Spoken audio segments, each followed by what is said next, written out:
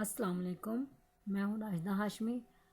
हम स्टार्ट कर रहे हैं MGT 101 का लेक्चर नंबर 1 न्यू सिलेबस।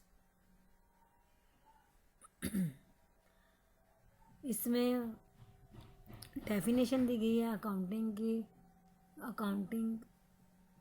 की लैंग्वेज को प्रोनाउंसिएट किया गया है कि हम इसको किस तरह कम्युनिकेट कर सकते हैं और किस तरह हम इसको अंडरस्टैंड कर सकते हैं और किस तरह हम ये सोच सकते हैं कि हमारे financial ideas, financial expressions, financial thoughts and financial information work कर सकते हैं। इसमें यह है कि जितने भी फाइनेंशियल आइडियाज़ हैं, एक्सप्रेशंस हैं, थॉट्स हैं, इंफॉर्मेशन, ये सब पैसे का लेन देन है, जिसमें हम चीज़ों के बारे में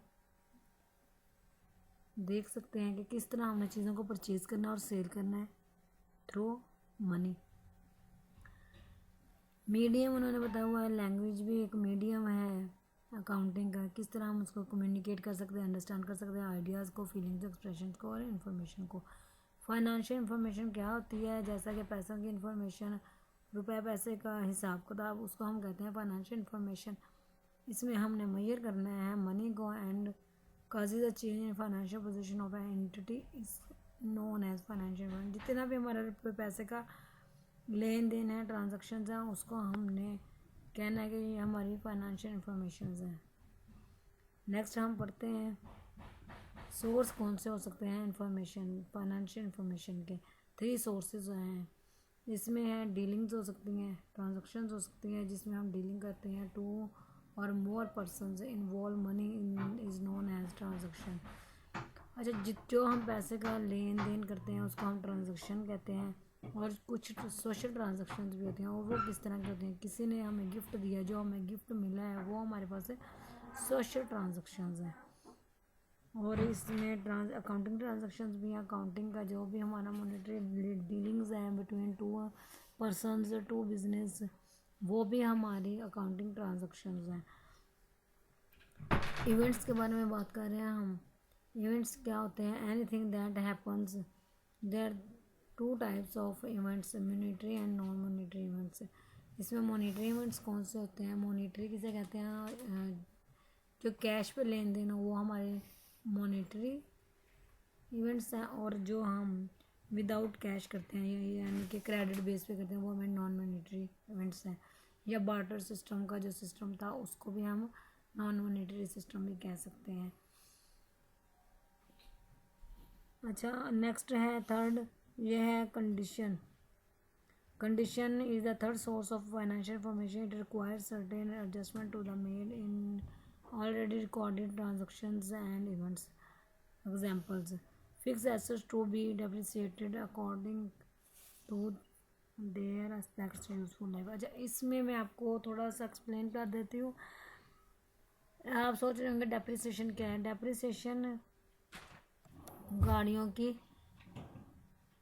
जो जितनी भी हमने लेन देन होती है, मतलब यूज़फुल लाइफ हम यूज़ कर रहे होते हैं, जैसे हम इंसान की इंश्योरेंस करवाते हैं उसी तरह हम गाड़ी की भी इंश्योरेंस करवा लेते हैं, और उसका ऊपर हम जो किस्त होती है जिसको हम इंस्टॉलमेंट्स कहते हैं वो डेप्रिसिएशन की मद में रखते हैं।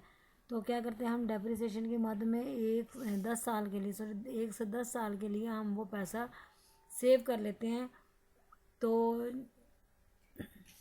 Depreciation eight the end of the 10 years हमें पता चलता है कि कितनी हमने जमा करवाई हुई है, और जो जितनी गाड़ी हमने उसको यूज़ कर लिया है ऑलरेडी, और नेक्स्ट हमें पता है ये कितने और साल भी इस्तेमाल हो सकती है। तो हम क्या करते हैं, हम चाह रहे हैं कि हमने न्यू गाड़ी लेनी है, तो न्यू गाड़ी लेने पे जितने भी हमारे एक्सपेंस होंगे, जितना भी हमारा खर्चा होगा, कुछ हम डेप्रिसिएशन से निकाल लेंगे, मतलब डेप्रिसिएशन जो हमने एक अकाउंट बनाया हुआ था उससे निकाल लेंगे, बाकी हम गाड़ी सेल करके न्यू गाड़ी परचेज़ कर लेंगे। वो गाड़ी जो हमने गाड़ी सेल की है उसकी वो यूज़फुल लाइफ होती है। नेक्स्ट हम पढ़ते हैं व्हाट इज़ मॉनेटरी। मॉनेटरी जो पैसों का लेन देन होता है on the basis of cash, उसको हम कहते हैं मॉनेटरी।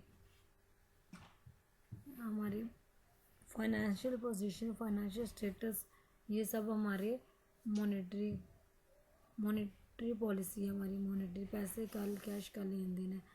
इसमें उन्होंने एग्जांपल दिए हैं, loss by fire, loss by accident, loss by foreign exchange. What is monetary? Non monetary क्या होता है? आउटकम ऑफ हैपनिंग और occurrence of incident that cannot be measured in terms of money and cannot be used in financial positions।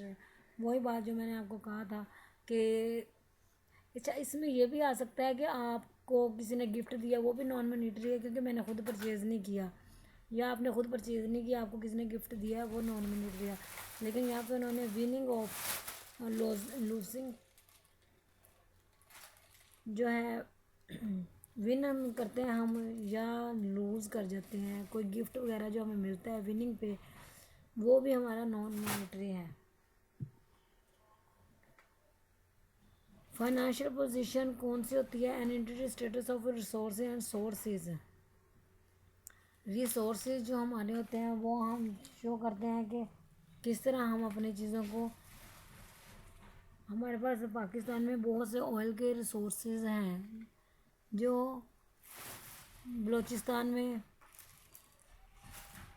पाए जाते हैं, तो लेकिन हमारे पास सोर्स भी होना चाहिए। सोर्स ये कि हमारे पास उस तरह की मशीनरी होनी चाहिए कि हम उन चीज़ों को निकाल के यूज़ कर सकें।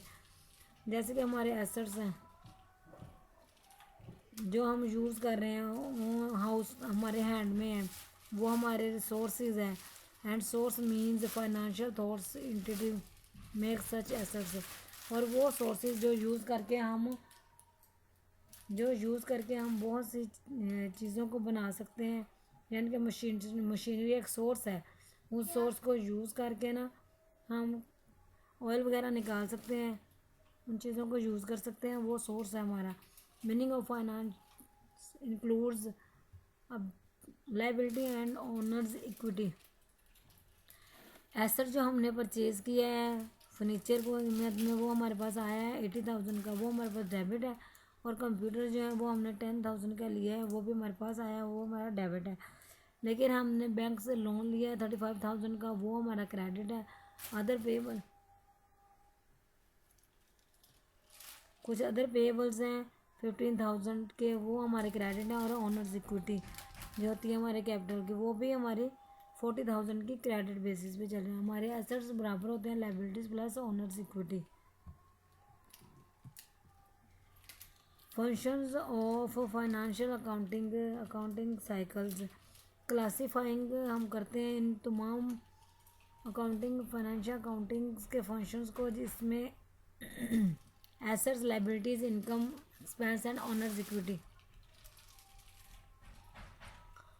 और रिकॉर्डिंग्स में होता है financial information recorded in the books of accounts according to the prescribed rules. इसके रूल्स बयान किए होते हैं कि हमने इसको किस तरह रिकॉर्ड करना और किस तरह हमने इसको रिकॉर्ड नहीं करना।